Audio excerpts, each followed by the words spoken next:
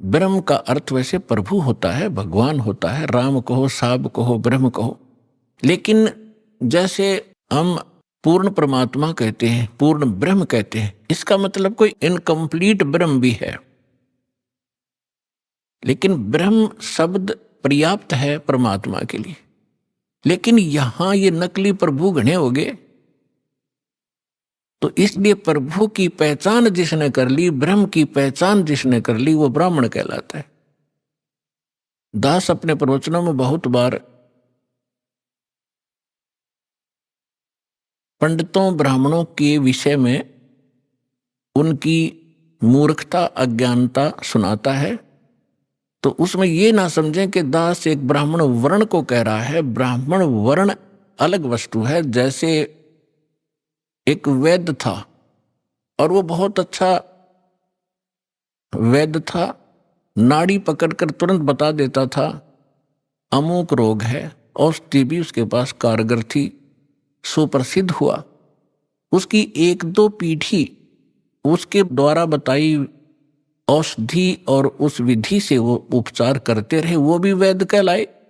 लेकिन आगे चल के वो लाखों की संख्या बन गई उनके वंशजों की, और वो वैद्य नहीं है, फिर भी उनका सरनेम वैद्य बन गया। अब कोई कुछ कार्य करता है, कोई कुछ कार्य करता है, वो भी अपने पीछे लगाता है रमेश वैद्य, और काम क्या है उसका, परचून की दुकान।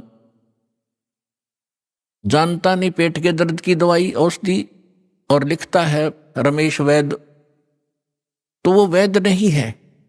और यदि कहीं किसी वैद्य की मूर्खता बताई जाती है कि रोग ये और दवाई ये दे रहा है, ये खाक वैद्य है, तो उस वैद्य को दुख नहीं होता जो परचून की दुकान किए हुए। इसी प्रकार ब्राह्मण की विषय में जानना, मेरे पूज्य गुरुदेव जी ब्राह्मण वर्ण में जन्मे थे, लेकिन वो अपने आप को ब्राह्मण नहीं कहते थे, पंडित नहीं कहते थे। पंडित ब्राह्मण की दूसरा पर्यायवाची पंडित भी कहलाता। पंडित का भी यही अर्थ होता है।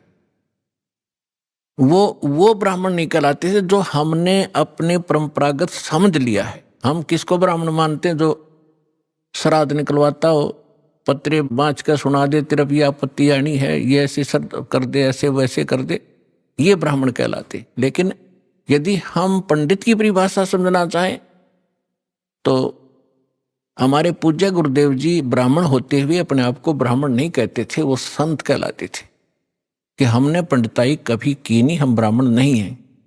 और मेरे दादा गुरु जी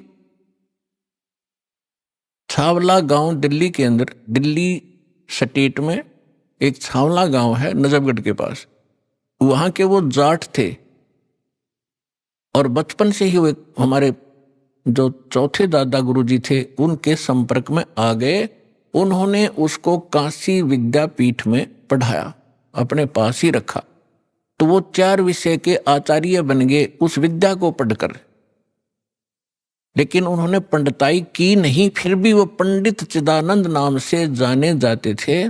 और उनका आश्रम बना हुआ है जिला सोनीपत हरियाणा, तहसील खरखोदा के पास एक गोपालपुर गांव है छोटा सा, उसमें उनका आश्रम बना हुआ है। दास उसको बहुत बार देख कर आया है, उस पर लिखा है पंडित चिदानंद आश्रम, जबकि वो वर्ण में जाट थे। तो हमने सबसे पहले ये देखना है कि यहाँ इन चीजों का हमने इनसे ऊपर उठना है, जातिवाद से। हमारी क्या जाति है? जीव हमारी जाति है, और मानव धर्म हमारा हिंदू मुस्लिम सिख ईसाई, कोई धर्म नहीं है न्यारा।